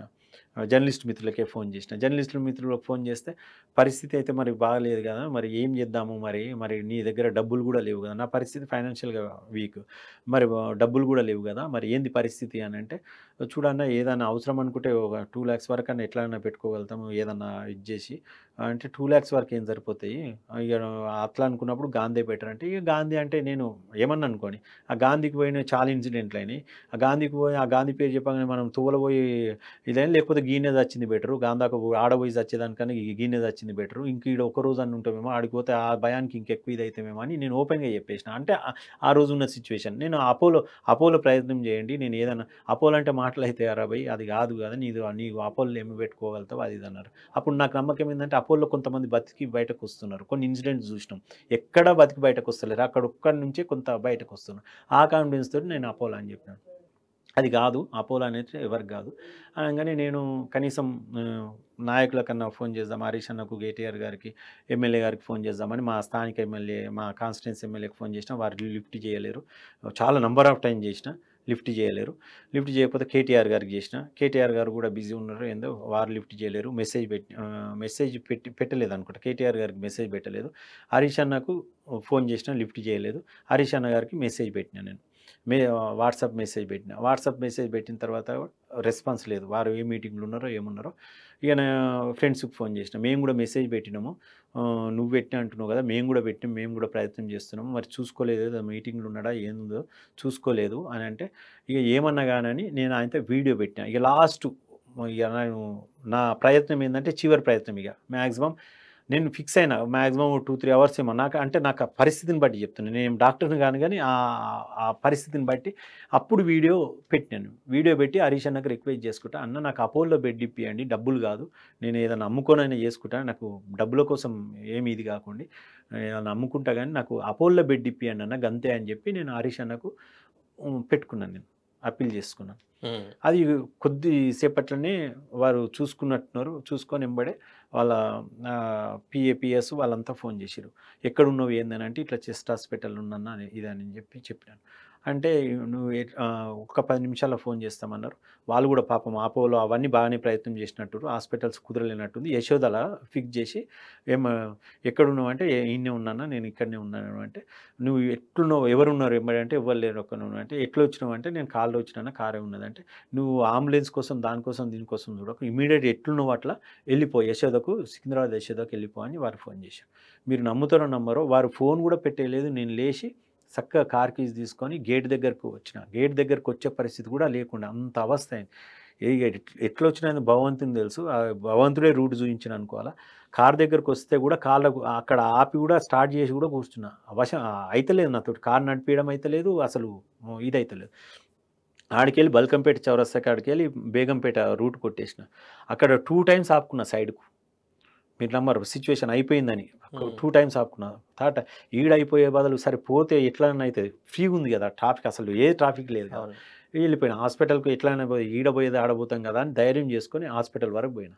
హాస్పిటల్‌కి పోయేసరికి కింద ఆడ పార్కింగ్ కింద గ్రౌండ్ ఫ్లోర్. అప్పుడు ఈ లిఫ్ట్‌లు అన్నీ ఎక్కడియక్కడ క్లోజ్ చేసినాయి. అన్నీ కరోనాతోటి. మెట్లెక్కుకుంటా పోయినా, అరుచుకుంటా పోయినా పైకి. డాక్టర్, డాక్టర్ అని అరుచుకుంటా పోతే వాళ్ళు అరుపులిని వచ్చి ఇట్లా హరీష్ అన్న గారు ఇట్లా హాస్పిటల్ అంటే మీరేనా అని పేరు చెప్తే, మీరేనా అవును చేసిర్రు అని చెప్పి వాళ్ళు స్ట్రెచర్ తీసుకొచ్చి అప్పుడు ట్రీట్మెంట్ స్టార్ట్ చేస్తే ఈరోజు బతికి బయటపడ్డా. తర్వాత దాంట్లో ఇంకో విషయం కూడా చెప్పాలా. ఫైనాన్షియల్ పొజిషన్ కూడా నాది చాలా వీకు. ఏదో తిరుగుతున్నాం చేస్తున్నాం గానీ ఫైనాన్షియల్ పొజిషన్ కూడా అప్పుడు లేదు. ఆ రోజు 50,000 డిపాజిట్ చేసినాం. తర్వాత హరీష్ అన్ననే మళ్ళా టెన్షన్ పడకు, రిస్క్ పడకు. నువ్వు ఫస్ట్ బతికి బయటపడు అంతేగాని నువ్వు డబ్బుల గురించి ఆలోచించకు. నిన్నెవ్వరు అడగరు. అడగరు మాక్సిమం అడగరు. నేనది అంటే హరీష్ అన్న ఆఫీస్ నుంచి హరీష్ రావు గారు చెప్పారు. మీరు డబ్బుల కోసం టెన్షన్ పడి మీరు ఆరోగ్యం చెడగొట్టుకోకుండా అని చెప్పారు. వాళ్ళు అడగలేరు వాస్తవానికి. డబ్బులు కూడా పే చేయలే. లాస్ట్ రోజు అడిగిన బిల్ ఇవ్వండి. ఎంతయింది ఏందనంటే మీకు సంబంధం లేదండి. మిమ్మల్ని అడగకమన్నారు. మీకు సంబంధం లేదు బిల్ గురించి మర్చిపోండి. కనీసం ఎంతయిందో అని ఇవ్వండి అంటే కూడా వాళ్ళు ఇవ్వలేరు. మీకు సంబంధం లేని విషయం మీకెందుకండి? మీకెందుకు టెన్షన్? ఆరోగ్యంగా ఉండండి అని చెప్పి. అది సిట్యుయేషన్. హ్మ్.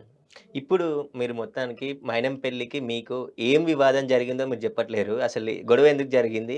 మిమ్మల్ని టార్గెట్ చేయడానికి కారణం ఏంది? మిమ్మల్ని పట్టుకొని చంపేస్తా నిన్ను ఎప్పటికైనా చంపుతా అని వార్నింగ్ ఇయ్యడానికి కారణం ఏంది? ఎందుకు మిమ్మల్ని ఒక జర్నలిస్ట్‌ని చంపేంత కక్ష మైనంపల్లి రోహిత్‌కి ఎందుకుంది? నేను చెప్పినాను కదా! డిబేట్‌లకు డిబేటే ఒక చంపేంత వరకు తీసుకెళ్ళిందంటారా? మరి ఇంకేముంటది? ఆ! వ్యక్తిగతమైతే ఏం లేదు. ఆ! ఏముంటది ఇంకా? ఆ! నాకు తెలిసిన కాడికైతే అందరికి మీకే గాదు. ఆ! అందరికీ ఈ ప్రశ్న ఉత్పన్నమైతుంది. ఆ! అదే అందరికి ఇప్పుడు నాకే అందరూ కాదు ఇప్పుడు జర్నలిస్ట్ మిత్రులకు గూడా అయితున్నది. అంతమందిలుండంగా అదే మిమ్మల్నే నేను వచ్చి చెప్తున్నా ఒక గదా! డిబేట్ చేసినందుకు ఇంకేముంటది? పట్టుకొని చంపేస్తా ఓకే. అని ఇంకేముంటది? ఆ! ఆ! వ్యక్తిగతంగా అదే ఏముంటది? అడుగుతున్నా నేను. ఇప్పుడు ఇంతకుముందు మైనం ఏమన్నా ఆహ్, మై మల్కాజ్గిరి విషయంలో గావచ్చు, లేదంటే మెదక్ విషయంలో మీకేమన్నా మధ్యల కాంటాక్ట్ ఏమన్నా కలిసి ఏమన్నా వివాదం జరిగిందా? అదేమన్నా మనసులో పెట్టుకున్నారా? అసలెందుకు ఇంత అంటే మిమ్మల్ని చంపేంత కోపం ఎందుకు రైట్. డిబేట్‌లో తిట్టినంత? మీరు అడుగుతున్నారు గాబట్టి నేను జెప్తున్నాను. హ్మ్. నేనైతే దాని తర్వాత గూడా చాలా సార్లు అసెంబ్లీలో కలిసిర్రు. "అరే! ఏం సార్ ఇంటికి రావు మొత్తం దూరం అయితున్నావు" అని అన్నారు. మాట్లాడుకున్నాం. ఎవరు? హనుమంతరావు గారు. ఆ! అసెంబ్లీలో పోయినసారి ఉండే గదా! ఆ! చాలా సార్లు మాట్లాడుకున్నాం. కరోనా టైంలో గూడా ఫోన్ చేసిర్రు వారు హనుమంతరావు గారు. ఆ! "ఏం సార్ మేము చచ్చిపోయినాం అనుకున్నావా? ఒక ఫోన్ లేదు ఏం లేదు" అంటే "లేదన్నా నాకు అర్థం కాలే ఆ ఎందుకు మీకు సిట్యుయేషన్." మరి అంత మంచి చెప్తున్నా నేను. రిలేషన్ నేను ఉన్నప్పుడు చెప్తున్నా. దానికి గూడా చెప్తున్నాను. అయితే దీంట్లో అందరికి ఈ ప్రశ్న అందరూ అడుగుతున్నారు గాబట్టి, ఆ! ఆ విషయం గూడా చెప్పదలుచుకున్నాను నేను. ఏంది అంటే రకరకాల డౌట్ ఇచ్చినప్పుడు ఖచ్చితంగా. రకరకాలుగా ఖచ్చితంగా అల్లుతుంటారు దాన్ని. ప్రజలకు తెలవాలే గదా! అల్లుతుంటారు. హ్మ్. దానికి గూడా నేను చెప్తున్నాను. నేను జరిగిన పరిణామాలు చెప్తున్నా. అది అదేనా? కాదా? అనే విషయం గూడా నాకు తెలియదు. హ్మ్. నేను అందరికీ ఈ ప్రశ్న ఉత్పన్నమైతుంది గాబట్టి చెప్తున్నా నేను. నేను యాక్చువల్‌గా మెదక్ జిల్లాల చ నేను స్టూడెంట్ లైఫ్ నుంచి నేను ఇంతకు ముందే చెప్పినాను. అవును. నేను ఫస్ట్ ఆర్ఎస్ఎస్ శాఖ 1 ఇయర్ శాఖ నడిపించిన ప్రథమ వర్ష పూర్తి చేసిన. పూర్తి చేసిన తర్వాత 86లో ప్రథమ వర్ష పూర్తయిన తర్వాత 10th అయిపోయిన తర్వాత ఇంటర్లోకి వచ్చినప్పుడు ఏబీపీ ఆర్గనైజేషన్ అక్కడ లేదు, ఏబీపీ ఆర్గనైజేషన్ వర్క్ చేయమని సంఘ సూచనల మేరకు నేను ఏబీపీ ఆర్గనైజేషన్ వర్క్ స్టార్ట్ చేసినాను. ఏబీపీ స్టూడెంట్ ఆర్గనైజేషన్లో వర్క్ స్టార్ట్ చేసినాను.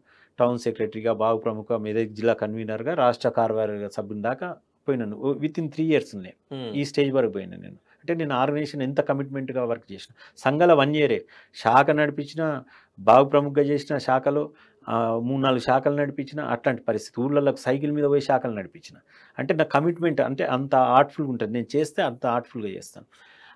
ఏబీపీ ఆర్గనైజేషన్ పనిచేసేటప్పుడు కూడా, student organisation ABP organisation Medak టౌన్లో పనిచేసేటప్పుడు కూడా మా కాలేజ్ ఎయిడెడ్ కాలేజ్ కోసం లెక్చరర్లు కొట్లాడుతుంటే వాళ్ళకి సపోర్ట్ చేసి ఎయిడెడ్ కాలేజ్ కోసం మేము ఫైట్ చేసినాం. తర్వాత బీఎస్సీ కోసం మెదక్లో బీఏ గ్రూప్ ఉండే, బీఎస్సీ లేకుండే. బీఎస్సీ కోసం ఫైట్ చేసినాం మేము.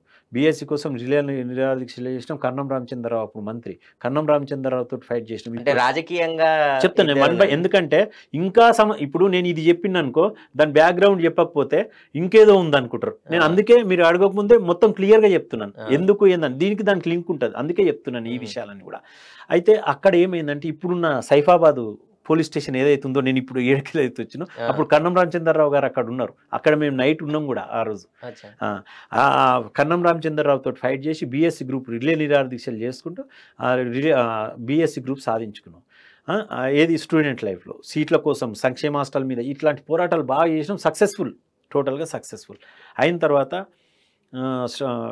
స్టూడెంట్ లైఫ్ అయిపోయింది. మా ఫాదర్ కొద్దిగా సిక్ అయ్యాడు. నేను ఊరికి పోవాల్సిన పరిస్థితి ఏర్పడేది. అగ్రికల్చర్ కొంత ఫైనాన్షియల్ అనుకో, మా ఫాదర్ సిక్ అవ్వడం అనుకో, ఇదంతా కొద్దిగా కాన్సన్ట్రేషన్ చేయాల్సి వచ్చింది. Agriculture concentration. మాకు మెదక్ పక్కన అప్పుడు రామేంపేట కాన్స్టిట్యున్సీ, ఇప్పుడు Narsapur constituency, Akkampalli village, Damarancha village అక్కడ.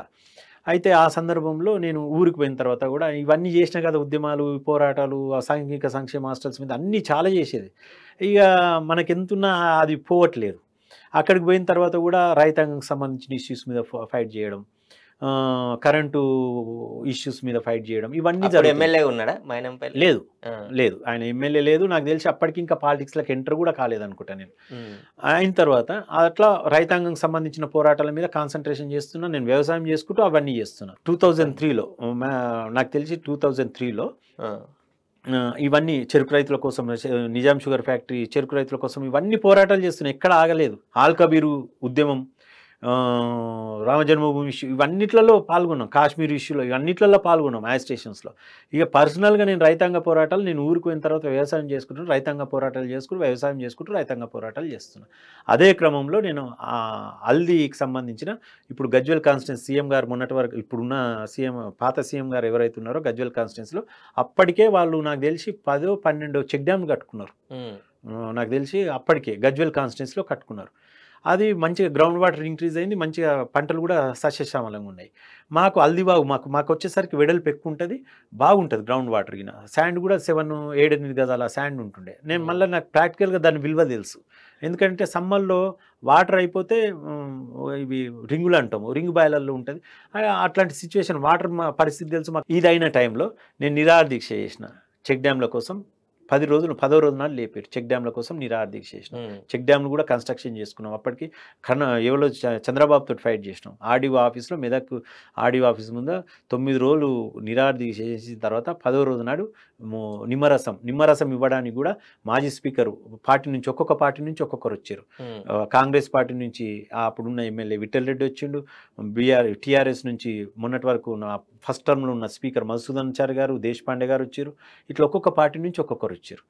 అట్లా అది విజయవంతం చేసుకున్నాం, సక్సెస్ అయినాము. చెక్ డ్యామ్ కూడా కట్టుకున్నాం, 2, 3 కట్టుకున్నాం. తర్వాత 1 by 1 మళ్ళీ కన్స్ట్రక్షన్ అయినాయి. ఇప్పుడు 8-9 వరకు కన్స్ట్రక్షన్ అయినాయి టోటల్గా. అంటే నేను చెప్తున్నా, ఆ టైంలో ఏమైందంటే నిరాదీక్ష నేను రాజకీయాలకు అతీతంగా, పార్టీలకు అతీతంగా చేసిన.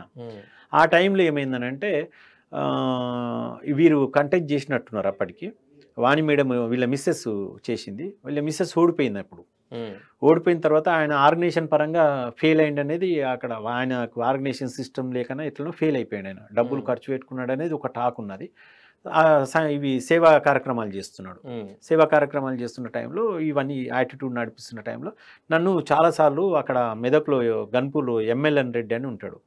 అది హనుమంతరావుకు బాగా క్లోజ్ అతను. ఆయన నేను శాఖ నడిపిస్తున్నప్పుడు ఆయన నా శిష్యరికంలో ఆయన శాఖ పరిచయం శాఖకు వచ్చేది నేను శాఖ నడిపిస్తున్నప్పుడు. ఇక ఆయనకి ఎట్లా తెలిసింది ఏందో ఆయన నా దగ్గరకు పంపించాడు. హనుమంత్ అన్న దగ్గర పని చేయన్నా అని ఆయన చాలాసార్లు వచ్చాడు. ఆయన అయితే మీరు ఆయన దగ్గర పని చేసిరా? చెప్తాను. అంటే నేను ఉన్న పరిస్థితులలో నేను పని చేయలేను బాబు, నాకు ఉన్న ఫైనాన్షియల్ పరిస్థితి బాగాలేదు, నేను అగ్రికల్చర్ కంప్లీట్ డిపెండ్ అయి ఉన్నా, నేను చేయలేను అని అన్న టైంలో ఆయన పిలిపిస్తే ఇక్కడికి వచ్చినాము. నేను పని చేయను అన్నా, నాతోటి కాదు అనే విషయమే నేను ఆయనకు కూడా చెప్పిన, నేను పని చేయనని ఆడికి వచ్చిన అదే చెప్పాల్సి వస్తుంది, నాకున్న పని అదే చెప్పన్నా పర్వాలేదు అని చెప్పిన. ఆయనకి వచ్చినాక చూడు సార్, నేనైతే ఆర్గనైజేషన్ వర్క్ చేయమంటున్నా, నీకు నా సోషల్ యాటిట్యూడ్ చూడు, సోషల్ యాక్టివిటీస్ చూడు, అది ఇదని ఆయన చెప్పిండు.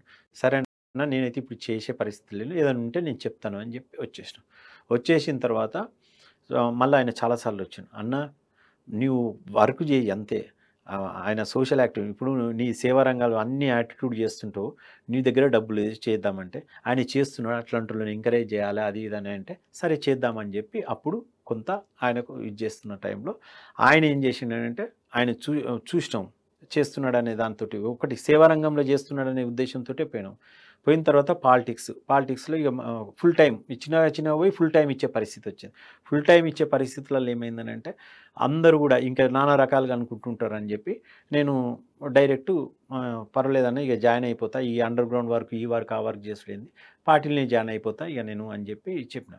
అంటే అంతకుముందు నేను ఏదైతే అన్నానో ఆ మాటలు ఆయన గుర్తుపెట్టుకొని నమ్మకం కుదిరిందా నా మీద అని అన్నాడు. అంటే నేను ఒకటే చెప్పిన, చూడన్న గతంలో చాలామందికి నేను ఆర్గనైజేషన్ పరంగా కానీ పార్టీ పరంగా కానీ చేసినాను, ఎంపీలు అయ్యారు, మినిస్టర్లు అయ్యారు అని, వాళ్ళు తొక్కిర్రు, నువ్వు పైకి తీసుకొస్తే నువ్వు స్పెషల్ క్యాండిడేట్ అనుకుంటా, లేదు అంటే అందులో వన్ ఆఫ్ ది క్యాండిడేట్ నువ్వు అనుకుంటా, మీరు నమ్మండి నమ్మకపోండి, నేను రాజకీయం అనేది నాకు నచ్చకపోతే, మీ చేసే యాటిట్యూడ్ నచ్చకపోతే రాజకీయం చేయన్నా ఇక్కడికే క్లోజ్ చేస్తా, రాసి పెట్టుకోండి మీరు, నేను రాజకీయమే మంచి చేస్తేనేమో ఓకే, మంచి చేయకపోతే మీది ఏమాత్రం నన్ను ఇది చేసినా రాజకీయం ఈడికే క్లోజ్ అవుతుందని కూడా చెప్పిన. ఆ రోజు చెప్పిన, అందరు పరిశాన్ అయ్యారు, ఎంబడున్నారు, గంత ఓపెన్గా మాట్లాడి, నాకు ఓపెన్గా మాట్లాడడం అలవాటు అని చెప్పిన.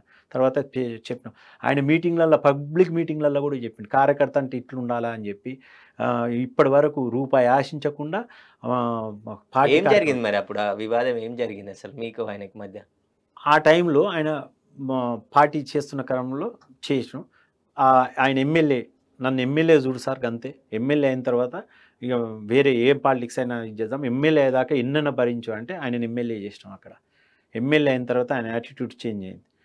ఎమ్మెల్యే అయిన తర్వాత యాటిట్యూడ్ చేంజ్ అయిందంటే, నేనైతే చెక్ డ్యామ్ల కోసం చేసినో, ఆ ఇరిగేషన్ ఈఎన్సీ సిఈకి అక్కడికి రమ్మంటే అక్కడికి రాలే, ఏ దానికి కూడా పబ్లిక్ సంబంధించిన పనులు మేము అక్కడ యాటిట్యూడ్ చేసినాం కాబట్టి పబ్లిక్ సంబంధించిన పనులు నేను చెప్తే అయితే లేవు, అదే వేరే లీడర్ ఆయన ఓటు వెయ్యనని చెప్పి ఓటు వెయ్యమని చెప్పని క్యాండిడేట్కి కూడా ఇంపార్టెన్స్ ఇస్తుండు. అది ఏం కారణము, మరి నేను రాజకీయంగా చైతన్యంగా ఉన్నానా, రేపు ఏమన్నా ప్రాబ్లం అవుతుందనా ఏందో నాకు తెలియదు.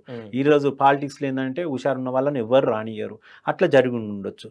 తర్వాత ఆయన కాన్స్టిట్యున్సీలో మా మండల్లో ఎంత ఇది చేసినామంటే, ఎవడైతే కొంత నాయకులు ఉన్నారో, నేను చెప్పినా కదా, నేను చెప్తే పనులు కాలేవు, వాళ్ళ నా పర్సనల్ పనులు కాదు, పబ్లిక్ సంబంధించిన పనులే. అది అయితే అది అయిన టైంలో ఆ పబ్లిక్ ఆయన ఎవరైతే లీడర్ ఉన్నాడో వాళ్ళ చుట్టూ ఆయన లీడర్లో ఉన్న ఆ గ్రామస్తులకు సంబంధించి జిల్లాల బయట ఉన్న రిలేషన్షిప్ పెట్టి ఆ ప్లేస్లో మేము లీడ్ తీసుకొచ్చినాం, ఆయన మేనేజ్ చేస్తాడని. అట్లా హార్డ్ వర్క్ చేసి ఆయనను ఎమ్మెల్యే చేసిన తర్వాత ఈయన యాటిట్యూడ్ చేంజ్ అయింది. ఏవైతే సేవా కార్యక్రమాలు అన్నాడో అన్నీ అప్పుడు నాకు ఆయన నిజస్వరూపం బయటపడ్డది. ఈయన కేవలం ఎమ్మెల్యే అయ్యేంత వరకే ఇవన్నీ యాటిట్యూడ్ చేసిండు, సేవ ఇదంతా కాదు అనేది మనకు అర్థమైపోయింది. అప్పుడు నేనేందంటే ఎవరన్నా నచ్చకపోతే పక్కకు జరుగుతా, ఆర్గ్యుమెంట్ చేయ, కొట్లాడా, ఏం చేయ, నా ఫ్రెండ్స్కి తెలుసు, అందరికి తెలుసు, పక్కకు జరిగేసిన అంతే. తర్వాత ఆయన మళ్ళీ జనరల్ ఎలక్షన్ వచ్చింది, మెదక్ ఎలక్షన్. ఆయన తిరిగే క్రమంలో అందరు చాలామంది అడిగారు, అందుకు నేను హార్డ్ వర్క్ చేసిన కదా, ఇప్పుడు తిరుగుతలేడంటే డౌట్ వస్తుంది కదా. 1-2 ఇయర్స్కే వచ్చింది, అది జనరల్ ఎలక్షన్ 1-2 ఇయర్స్కే వచ్చింది అనుకుంటా. అప్పుడు 2004 అంటే గంతే, 3 or 4 అదే టైంలో వచ్చింది.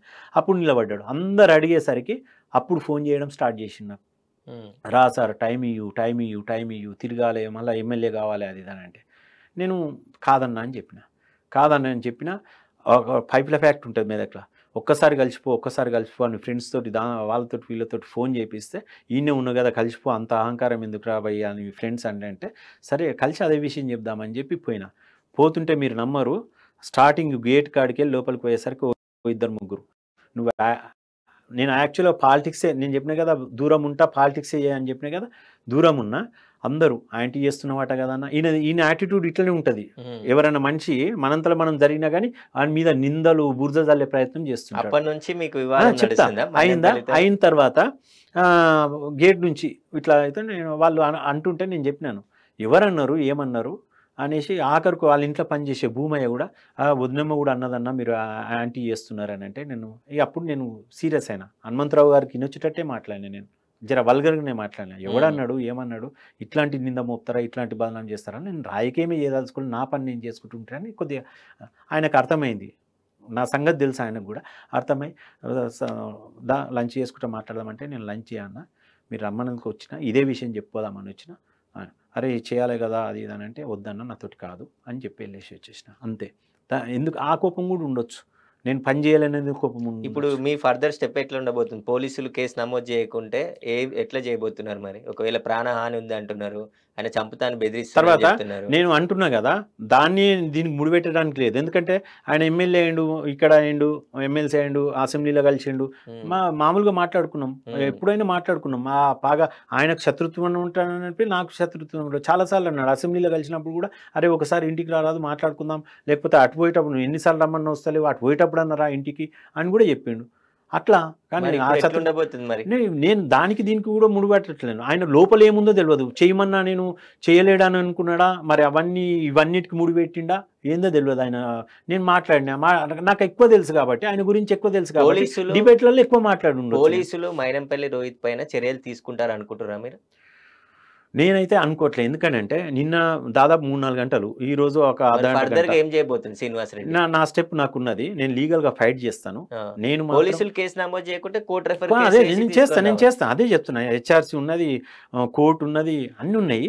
నేను ఇప్పుడు వాళ్ళు యాక్షన్ తీసుకోకపోతే నా ఫర్దర్ స్టెప్ అదే. నేను దీని ఆపను ఎందుకనంటే చాలా సీరియస్ విషయం. ఇప్పుడు అన్నిసార్లు సెక్రటరియట్ వందలాది మంది ముందట వందలాది మంది పోలీసు వాళ్ళు వందలాది మంది జనాల ముందట సచివాలయం సీఎం ఛాంబర్ ముందట పైన కింద గేట్ దగ్గర 3 times ఒక్కసారి కాదు అంటే ఆయనకి ఎంత ఉంటాను అలా మాట నాకు ఏడుంటుంది. నేనేం భయపడా ఫైట్ చేస్తా. ఫర్దరు నేను ఎందుకు ఫైట్ చేస్తానని కూడా చెప్తున్నా. నేను ఏదానికైనా రెడీ. నేను ఏ క్షణం ఏమవుతానో కూడా నాకు కనిపిస్తుంది. నేను ఏ క్షణానైనా ఇప్పుడు నేను ఇంటికి కూడా చేరుతానో నాకు తెలుసు ఆ విషయం. నాకు తెలుసు ఆ సిచ్యువేషన్. నాకు ఆ సిచ్యువేషన్ ఉన్నదని కూడా తెలుసు. అయినప్పటికీ నేను ఫర్దర్లో ఇంకోలా కాకుండా ఉండడానికి ఆయన మైనంపల్లి అనే హనుమంతరావు అనే వ్యక్తి మల్కాజ్గిరిలో ఓడిపోవడానికి కారణం ఏంటి తెలుసా? ఇట్లాంటి యాటిట్యూడ్ వల్లనే ఆయన ఓడిపోవడానికి కారణం. బీఆర్ఎస్కి దెబ్బ కూడా అట్లాంటి వాళ్ళ. నేను ఇంకోటి ఈ సందర్భంగా నేను ప్రభుత్వానికి కూడా కొత్త ప్రభుత్వానికి చెప్పదలుచుకున్నా. ఇట్లాంటి వ్యక్తులు బీఆర్ఎస్లో ఉన్న వ్యక్తులు ఇప్పుడు నీకు కాంగ్రెస్కి వచ్చారు కాంగ్రెస్ నువ్వు ఇచ్చినావు నీ పరిస్థితి బాగలేకనా గెలవాలనే దాంతో ఇచ్చినావు. ఈ యాటిట్యూడు సేమ్ రిపీట్ చేస్తున్నాడు. నీకు రేపు పార్టీ గత ప్రభుత్వానికి ఏ రకమైన గతి పడుతుందో నీకు ఇట్లాంటి వాళ్ళ వల్ల నీ ప్రభుత్వానికి కూడా ఎఫెక్ట్ అయ్యే ప్రమాదం ఉంది. అది జాగ్రత్తగా చూసుకోవాల్సిన అవసరం ఉంది. నేను హెచ్చరించడం కాదు ఏం కాదు విజ్ఞప్తి సూచన చేస్తున్నా. నేను ఈ ప్రభుత్వానికి సూచన చేస్తున్నా. గత ప్రభుత్వ అనుభవం కూడా దృష్టిలో పెట్టుకోవాలా. ఆయన ఏం యాటిట్యూడ్ చేసిండు ఎందుకు ఓడిపోయిండు ఆయన యాటిట్యూడ్ ఏంది అనేది ప్రభుత్వం సీఎం గారు అయితే దీన్ని సీరియస్గా తీసుకోవాలా. వాళ్ళ అట్లాంటి వాళ్ళని ఎంకరేజ్ చేస్తే మాత్రం ఆ పార్టీకే ప్రమాదం ఆ ప్రభుత్వానికే ప్రమాదం. ఎప్పటికున్న చెడ్డ పేరు వస్తుంది. గత ప్రభుత్వం మాదిరిగా మీకు కూడా తొందరగా ఇదయ్యేది ఉంటుంది. కాబట్టి నష్టపోకుండా నేను ఒక సూచన చేయదలుచుకున్న దగ్గరున్న వ్యక్తిగా నేను ఏమైతా అనేది నాకు తెలుస్తుంది. నాకు సిమ్టమ్స్ కనిపిస్తున్నాయి. నేను ఏమైతా అనేది నాకు కనిపిస్తుంది. నన్ను ఏమో చేస్తారు వాళ్ళు కంపల్సరీ చేస్తారు. నేనేం భయపడట్లేదు. నేను ఇది ఆపను. ఇప్పుడు అందరూ కూడా అంటున్నారు వద్దు స్టాప్ చేయి. నేను స్టాప్ చేయను. నాలాంటి సిచ్యువేషను ఇంకోరికి రావద్దు. చాలామందికి వచ్చింది. నేను నాతోటే స్టాప్ చేయాలనుకుంటున్నా. స్టాప్ మీన్స్ వాళ్ళు చేంజ్ కావాలనుకుంటున్నా. నాకు వ్యక్తిగతమైన శత్రుత్వం ఏం లేదు. నేను దాన్ని ఆపాలనుకుంటున్నా. నాతోటి ఆపాలనుకుంటున్నా. నేను ఏమైనా పర్వాలేదు ఇంకొనికి నష్టం జరగకుండా నేను ఆపాలనేది లీగల్గా కోర్టు పరంగా కానీ ఏమేమి అవకాశాలు ఉన్నాయో న్యాయపరంగా దానికి ముందుకు తీసుకుపోవడానికి ప్రయత్నం చేస్తా. దయచేసి ఇలా ప్రభుత్వం అనుకోవద్దు ఈ పార్టీ ఆ పార్టీ అనుకోవద్దు. ఒక్కొక్కడు ఒక్కొక్క రకంగా మాట్లాడుతున్నారు. నాకు దయచేసి ఎవరన్నా రాజకీయంగా ఉపయోగించుకుంటే నేనేం చేయలేను. వాళ్ళు రాజకీయంగా నేను చేసే పోరాటాన్ని వేరేటోళ్ళు రాజకీయంగా కానీ సోషల్ మీడియాలో ఉపయోగించుకుంటే నేనేం చేయలేను. కానీ నాకు సంబంధం లేదు. ప్రభుత్వానికి మాత్రం ఒకటే విజ్ఞప్తి ఇట్లాంటి వాళ్ళని మీరు కట్టడి చేస్తారా మార్పు చేస్తారా మీరు మారుతారా వాళ్ళని కట్టడి చేయకపోతే మీ ప్రభుత్వానికి కూడా ఇబ్బంది. అది దృష్టిలో పెట్టుకొని పనిచేయమని మాత్రం నేను చెప్పదలుచుకున్నాను. ఓకే. ఇది సీనియర్ జర్నలిస్ట్ చెప్తున్న మాటలు. ఎందుకంటే ఒక ఎమ్మెల్యే అయ్యుండి తన పైన దాడి చేసినా ఇప్పటివరకు పోలీసులు సరైన యాక్షన్ తీసుకోలేదు. ఖచ్చితంగా పోలీసులు యాక్షన్ తీసుకోకుంటే కోర్టులకు వెళ్లి న్యాయం జరిగేటట్టు పోరాడతా అని చెప్పేసి కూడా శ్రీనివాస్ రెడ్డి చెప్తున్నాడు.